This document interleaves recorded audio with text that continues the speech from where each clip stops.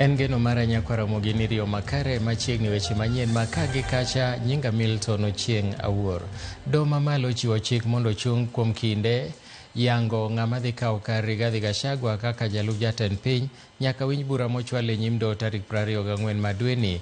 Jang'ad bura Justice Chacha Mwita ogolo chikno mana thuolo machuok to kod bura puodho welo mar Kithure Kindiki kaka jalup jatend piny tok kano wale gi jatend piny William Ruto. Ogai mar doho Martha Koome biro chuoga put mar winjo burano.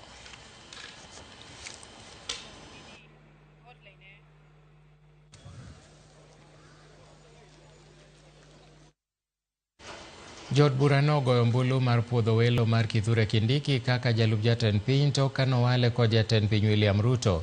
Maromo jod bura 236 noluto ombulu mar puodho welo no e chenro manotelie kod spika mar od bura mamalo Moses Wetangula. In view of the foregoing, honorable members, and having perused the attached documents, I am satisfied that the candidate meets the requirements under Article 148 as read together with Article 137 of the Constitution to fill the vacancy in the office of the Deputy President. Consequently, the nomination is properly before the House for purposes of the decision required under Article 149(1) of the Constitution. Honorable members, Article 149(1) of the Constitution suggests that states that upon receipt of a nomination of a person to fill a vacancy in the office of the Deputy President of the Republic of Kenya, the House is required to vote on the nomination.